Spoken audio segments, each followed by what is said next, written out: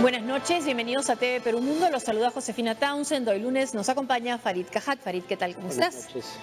La amenaza nuclear de Corea del Norte sigue preocupando al mundo. Este lunes Estados Unidos ha buscado presionar a la comunidad internacional para aplicar nuevas sanciones al régimen de Pyongyang tras la realización de su sexta prueba nuclear. Con su sexta prueba nuclear, el régimen de Kim Jong-un está abriendo puertas desconocidas hacia un conflicto de gran escala en la península coreana. El ensayo de este domingo, detectado tras un terremoto de 6.3 grados en escala Richter, ha causado gran alarma internacional y tiene al mundo mirando a Asia. El tiempo de las medias medidas en el Consejo de Seguridad ha terminado. Ha llegado el momento de agotar nuestros medios diplomáticos antes de que sea demasiado tarde. Debemos adoptar medidas fuertes. La acción de Kim Jong-un no puede ser vista como defensiva. Él quiere ser reconocido como potencia nuclear, pero una potencia no amenaza. Su uso abusivo de misiles y amenazas nucleares demuestran que está rogando por una guerra. Con este mensaje en el Consejo de Seguridad de la ONU, Washington ha expresado el fin de su paciencia. Y aunque su embajadora Nikki Haley ha enfatizado en soluciones diplomáticas, el Pentágono también está preparado para una gran respuesta militar si es que Pyongyang decide atacar a Estados Unidos o a sus aliados. Hemos dejado en claro que tenemos la capacidad de defendernos a nosotros mismos y a nuestros aliados Corea del Sur y Japón de cualquier ataque. Este compromiso está revestido de hierro. Ante la crisis, el presidente Donald Trump también ha amenazado con romper relaciones comerciales con aquellos países que sean aliados de Pyongyang. China respondió este lunes ante la advertencia, asegurando que el republicano no era objetivo ni justo con Pekín. Un día después de la prueba norcoreana, las fuerzas aéreas y ejército de Seúl realizaron un simulacro de misiles como respuesta al ensayo nuclear. El Ministerio de Defensa de Corea del Sur ha advertido que el régimen de Kim planea disparar más misiles, incluido el misil balístico intercontinental. Corea del Norte. ¿Qué ha cambiado con esta sexta prueba nuclear de Pyongyang? A ver, es una bomba de hidrógeno por oposición a una bomba atómica. Según recuerdo en mis clases de química, una bomba de hidrógeno se basa en el principio de fusión nuclear por oposición al principio de fisión nuclear en el que se basa una bomba atómica. La fusión implica, digamos, como el nombre lo indica, fusionar átomos. La fisión, hasta donde recuerdo, implica separarlos. Y hasta ahí llegan mis recuerdos de las clases de química. La diferencia que tiene relevancia política es que una bomba de hidrógeno tiene mucho mayor potencial explosivo que una bomba atómica convencional, porque, digamos, eso se mide en kilotones, o sea, un kilotón son 1000 toneladas de TNT, o sea, de dinamita, en buen romance. Las bombas de hidrógeno tienen muchos más kilotones de potencia que las bombas atómicas. ¿Por qué eso a su vez es políticamente relevante? Porque si tú quieres miniaturizar una bomba nuclear, sea de hidrógeno, sea atómica... ¿Qué es lo que quiere Pyongyang para ponerlo dentro del vacío? De un misil, claro. Una bomba atómica miniaturizada pierde, digamos, potencia de fuego, por así decirlo, o carga explosiva a medida que se va reduciendo para caber en la cabeza de un misil. Una bomba de hidrógeno, bueno, también pierde potencial explosivo, pero ni por asomo en la misma dimensión. Entonces, con una bomba de hidrógeno miniaturizada tienes la capacidad de enviar el misil al blanco deseado sin perder capacidad de impacto. O sea, para decirlo claramente, teniendo la capacidad de matar masivamente a seres humanos. Veamos las pruebas de misiles que ha realizado la familia, la dinastía que gobierna Pyongyang desde hace 3 generaciones. Esta es la sexta, las pruebas de la familia Kim Il-sung, el fundador de la dinastía. 15 pruebas de misiles, Kim Jong-il 16 pruebas de misiles, Kim Jong-un 84 pruebas de misiles. Bueno, esto es un reto para la comunidad internacional, para el Consejo de Seguridad. ¿Qué medidas puedan adoptar? Porque lo que ha dicho el presidente Trump de romper lazos comerciales con los aliados de Pyongyang suena un poco difícil, porque sería hacerlo con China, que es su principal también socio comercial. Sí, dicho sea de paso, no es solo que Kim Jong-un ha hecho muchas más pruebas que sus antecesores en el cargo, su padre y su abuelo respectivamente, y en menos tiempo, sino que son misiles de mayor alcance, ¿no? Los misiles intercontinentales son aquellos que tienen de 5.500 kilómetros de alcance en adelante. Si mal no recuerdo, no se habían probado, no, con seguridad, no se habían probado misiles intercontinentales antes de Kim Jong-un. Y lo importante ahí, en términos políticos, es que quiere llegar con esos misiles hasta Estados Unidos. Claro, por eso la importancia del alcance. En términos de sanciones, a ver, cuando Estados Unidos dice estamos pensando en la posibilidad de cortar relaciones comerciales con los países que comercian con Corea del Norte, lo que está diciendo de manera velada, pero bastante evidente, es que rompería relaciones comerciales con China, porque el 90% del comercio de Corea del Norte es con China. Ahora, China es el segundo socio comercial de Estados Unidos en el mundo. China es el principal acreedor del tesoro norteamericano, el Estado chino, además, ¿no? El comercio es entre empresas públicas y privadas. Pero en cuanto a la deuda pública norteamericana, el acreedor es el Estado chino. Y además Estados Unidos es una de las principales fuentes de inversión extranjera en China. Entonces, ¿está realmente dispuesto a llegar a afectar dramáticamente una de las más importantes relaciones económicas bilaterales del mundo para buscar que China haga algo que tal vez no logre de cualquier manera el propósito? Yo tengo todavía dudas de que ese sea el caso. Creo que lo que Estados Unidos va a hacer, si es que lo hace, es seguir con la táctica actual de decidir sanciones selectivas a empresas específicas que negocian con Corea del Norte y a individuos específicos que están a cargo de esas empresas, por ejemplo. Y además debe ser una medida que vería con gran satisfacción Pyongyang, ¿no? Que se haya un enfrentamiento entre China y Estados Unidos. Bueno, a propósito de ellos, ¿no? Lo que hay que entender con Corea del Norte es que hasta que Corea del Norte detonó su primera bomba atómica, Corea del Norte era un país que dependía para virtualmente todo de China. 90% de su comercio es con China. La mayor parte de su energía viene de China, sea eléctrica o petróleo y gas, pero además en la guerra de Corea, entre el 50 y el 53, lo que salvó al régimen comunista norcoreano de desaparecer de la faz de la tierra fue la intervención china en la guerra.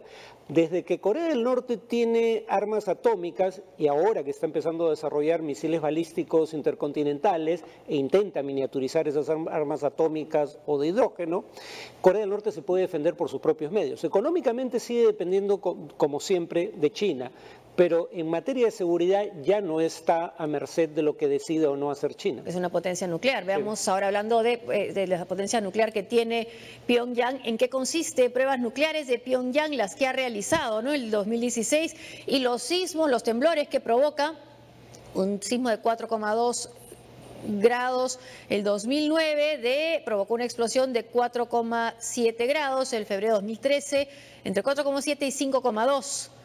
Y seguimos con las pruebas nucleares de Pyongyang. Enero del 2016, sismo de 5,1, septiembre del 2016, 5,3, septiembre del 2017, 6,3. Y además esto sucede cerca de China. ¿Llegan a sentir el temblor ahí? Sí, parece ser absolutamente deliberado. El mensaje es tanto para Estados Unidos como para China. O sea, la repercusión no es solo política, es geográfica, es real. Claro, en China sufren sismos producto de las pruebas norcoreanas, sismos que probablemente no se sientan en Pyongyang, la capital. Y quizás ya se empiecen a sentir en Pekín. Sí. Vamos a ver ahora en qué consiste una bomba de hidrógeno, al igual que la bomba atómica. La bomba H también es un arma nuclear, pero su fuerza explosiva, como comentábamos con Farid, es entre 100 y 1000 veces mayor. Con la destrucción de la planta nuclear de Yongbyon en 2008, Corea del Norte quiso enviar un simbólico y gran mensaje al mundo de que estaba comprometido a dejar sus ambiciones nucleares. Las negociaciones se frustraron y los gestos de apertura se convirtieron en amargas amenazas contra Occidente, con numerosas pruebas de misiles de corto y largo alcance, así como los potentes ensayos nucleares en la región de Punggye-ri. La última prueba anunciada en la televisión estatal y ovacionada por los norcoreanos ha sido de una bomba de hidrógeno diseñada para ser montada en sus misiles balísticos intercontinentales que han probado semanas atrás. La bomba de hidrógeno, también conocida como bomba H, puede ser hasta 1000 veces más explosiva y letal que una bomba atómica como la que se lanzó en Hiroshima en agosto de 1945.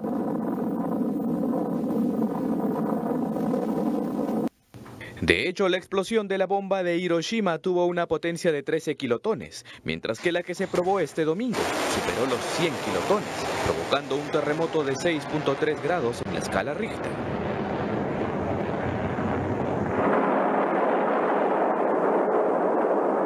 Al estallar una bomba de hidrógeno podría alcanzarse por fracciones de segundo una temperatura superior a 15 millones de grados, similar al calor estimado del núcleo del Sol. Si en este momento cayera una bomba H de 100 kilotones en la Plaza de Armas de Lima, el estallido dejaría más de 500.000 de muertos, 1.200.000 heridos y numerosos distritos de la capital destruidos. Veamos esta aplicación que da una idea de lo que significaría la caída de una bomba nuclear de 100 kilotones en distintas ciudades del mundo. En este caso es la ciudad de Lima y se estima por número de muertos y número de personas que quedarían heridas, más de 500.000 de víctimas fatales y 1.165.370 heridos sería lo que causaría una bomba nuclear en la capital de nuestro país. Y esto estamos hablando de una bomba que es muchísimo mayor a la que explotó en Hiroshima o la de Nagasaki. Sí, por eso hay las bromas, habían bromas en la administración norteamericana durante la crisis de los misiles sobre las relaciones de seguridad entre potencias nucleares, ¿no? Decían, cuando el riesgo es de guerra nuclear hay que hacer la guerra como los puercoespines hacen el amor, con extremo cuidado, ¿no?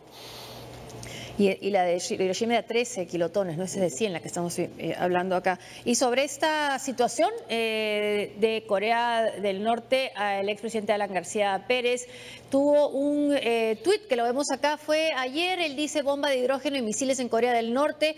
Obama debió detenerlo, pero escogió no tener problemas, facilismo irresponsable, bueno, criticando al expresidente Barack Obama. Ahora, y recordar en este caso del presidente Alan García que fue durante su gobierno que se establecieron relaciones comerciales con Corea del Norte. Las relaciones diplomáticas a nivel de embajador. Diplomáticas a nivel de embajador, claro, no solo comerciales. Había relaciones comerciales antes.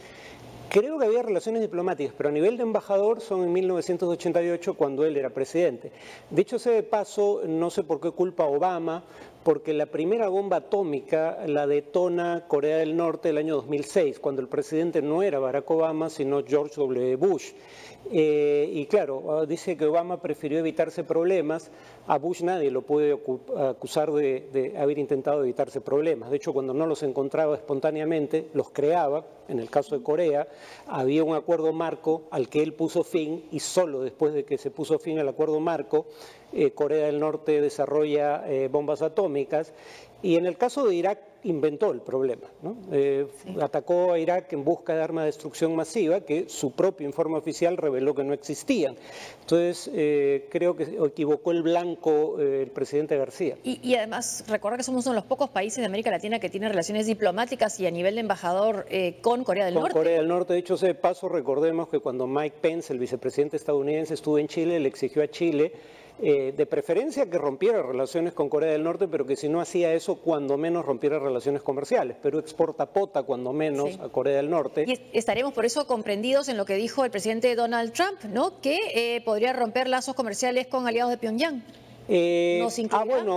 Sí, claro, lo que está en juego ahí es muy pequeño, pero en todo caso, en principio, digamos, quedaríamos incursos dentro de esa amenaza.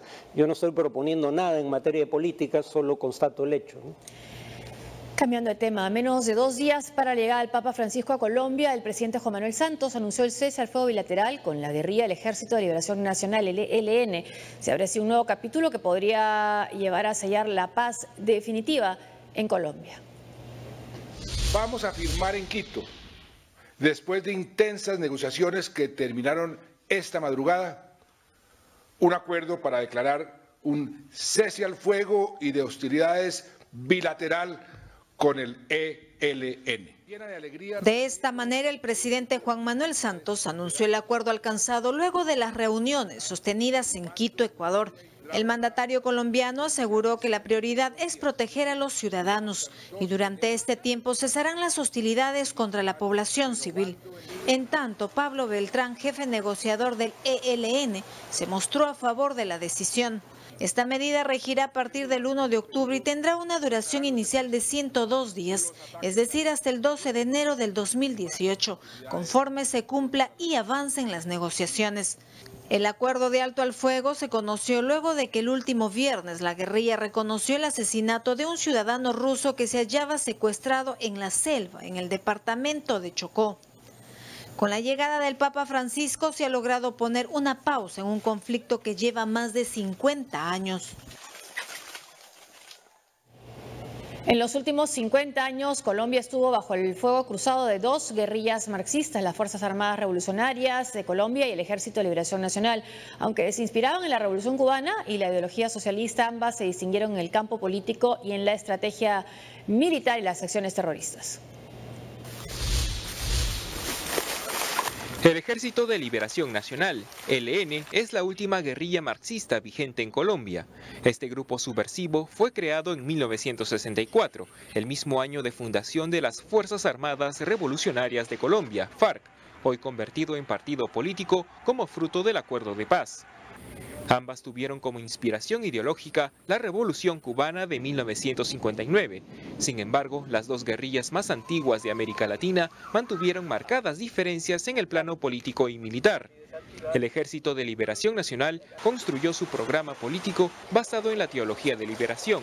Su líder histórico, el sacerdote Camilo Torres Restrepo, incluso calificó a la milicia como marxista cristiana. Mientras que las FARC estuvo bajo el liderazgo de Manuel Marulanda, alias Tiro Fijo, y antiguos militantes del Partido Liberal. En armas estamos una parte y por supuesto que donde podemos estar con las armas, que es en nuestro territorio, pero en las grandes ciudades no lo podemos hacer y quizá allá donde está el grueso de las masas está también el grueso del Ejército de Liberación Nacional. En el campo militar, el ELN atacaba yacimientos y ductos de petróleo, mientras que los combatientes de las FARC operaban en zonas campesinas. Respecto a las fuentes de financiamiento, el ELN se sustentaba en las extorsiones a la industria petrolera y minera, mientras que las FARC se respaldaban del narcotráfico. Según el ejército colombiano, las FARC crecieron de manera exponencial en las últimas 4 décadas, controlando gran parte del territorio nacional, mientras que el ELN se concentraba en 5 puntos en el suroeste y nororiente del país. Y con respecto a lo que se llama el posconflicto, el acuerdo de paz que está en marcha con las FARC, se habla de Colombia como un país dividido, como un país polarizado, ¿no? ¿Cómo cae este acuerdo con el ELN, crees tú? A ver, todavía no hay acuerdo, ¿no? Habría que, digamos, es un acuerdo de cese al fuego. Cese al fuego, por el Papa fundamentalmente. Claro, eso en principio no tendría por qué caer mal, ¿no? ¿Quién querría que continúe la violencia? De hecho, eso distingue esta negociación de la negociación con las FARC. En el caso de las FARC, como un medio para que las FARC no se reagrupen y se rearmen aprovechando el cese al fuego, y precisamente porque la presunción era que las FARC estaba negociando porque estaba siendo derrotada, el gobierno de Santos no acepta que haya un cese al fuego como condición para negociar. paradójicamente ahora sí lo está aceptando. En el caso del ELN, además, el tema es más complicado porque en el caso de las FARC había un directorado de 7 miembros con un jefe de Estado Mayor, si no me equivoco ese era el título de Timochenko. Las FARC, como su propio nombre lo indica, pretendían ser una fuerza armada, Fuerzas Armadas Revolucionarias de Colombia, _EP, Ejército del Pueblo. O sea, una estructura militar con un mando jerárquico. El ELN pretende ser una organización político-militar, o sea, tiene un pie en la política, por lo menos en la sociedad civil, en organizaciones de sociedad civil como sindicatos o gremios campesinos, y otro en el ámbito político que se ha militarizado, pero que nunca tuvo un mando central que cohesionara la organización como lo hace el mando de las FARC. Eso en general va a complicar las negociaciones. Una pausa y al volver. ¿Qué pasó con las protestas callejeras en Venezuela? Además, las críticas de una ganadora del Nobel de la Paz a su antecesora.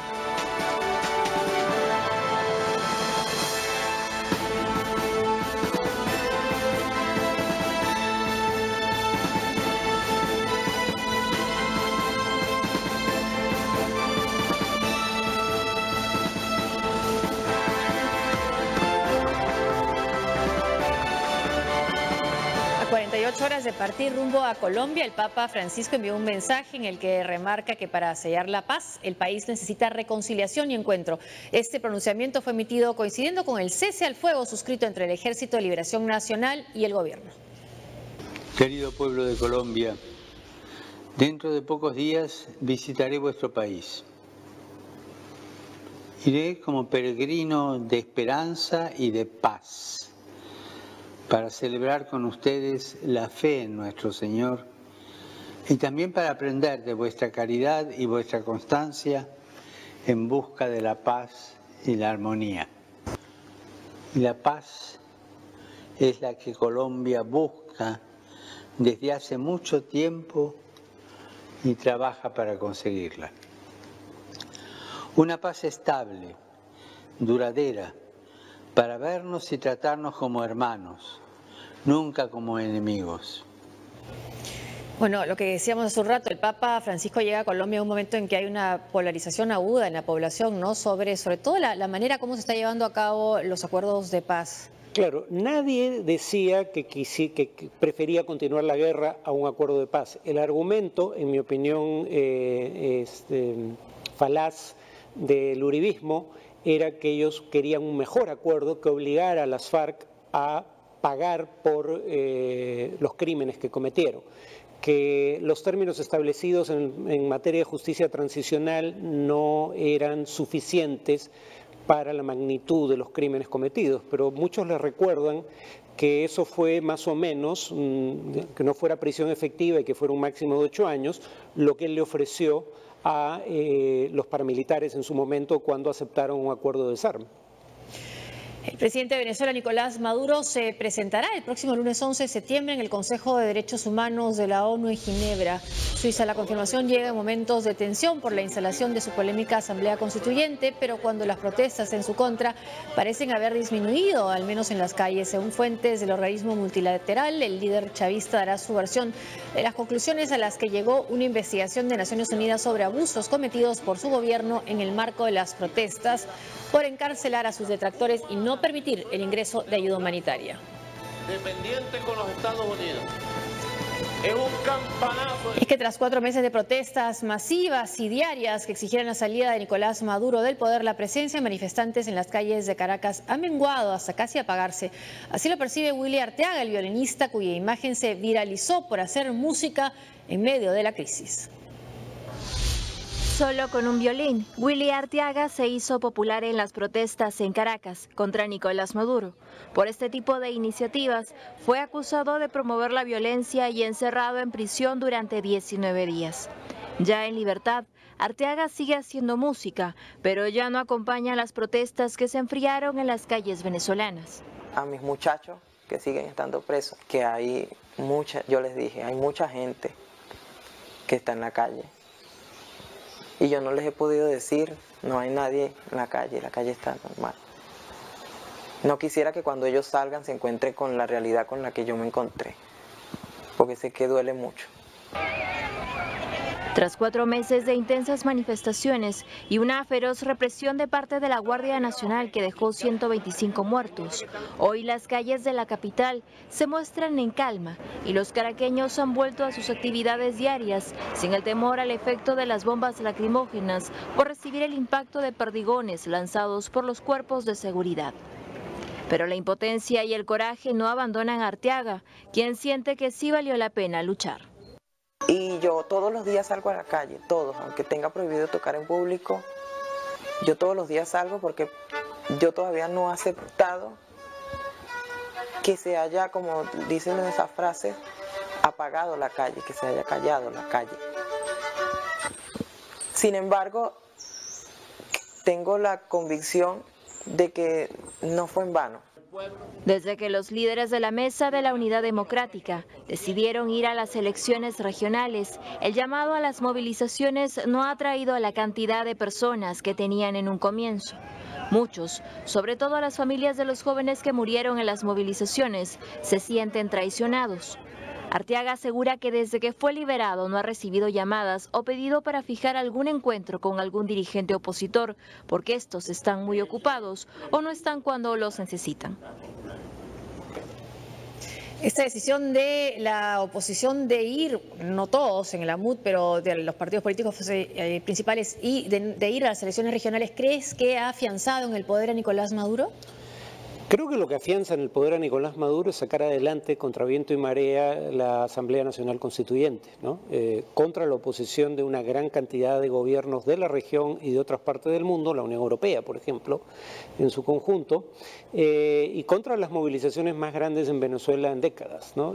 Pese a lo cual logra crear este organismo y continuar minando el poder de la Asamblea Nacional. En ese sentido creo que eso es lo fundamental, no tanto lo que haya hecho o dejado de hacer la Mesa de Unidad Democrática, que además precisamente por ser un frente de más de 20 organizaciones políticas, termina teniendo que tomar decisiones que atienden al mínimo común denominador que puede existir entre ellas. Y siendo democrática también tiene diferentes pareceres, ¿no? Sí. Entonces algunos han decidido no ir. ¿Crees que sí puede ser un camino interesante para retomar un terreno para la oposición el acudir a las elecciones? Bueno, las movilizaciones que ahora no se dan contra la constituyente van a darse dentro de poco de cara a las elecciones, que en principio deberían ser el próximo mes. Entonces, porque la situación económica no ha cambiado, no ha mejorado. Claro, o sea, lo que hay que tener en cuenta es que la desaprobación de Maduro es mayor que la aprobación de la oposición. O sea, la desaprobación del gobierno está entre 75 y 80%, dependiendo de la encuesta. Pero la aprobación de la oposición es ligeramente mayor al 50%. O sea, la oposición no está recogiendo todo el descontento con el régimen. Hasta aquí el programa. Muchas gracias por acompañarnos. Gracias, Farid. Hasta mañana.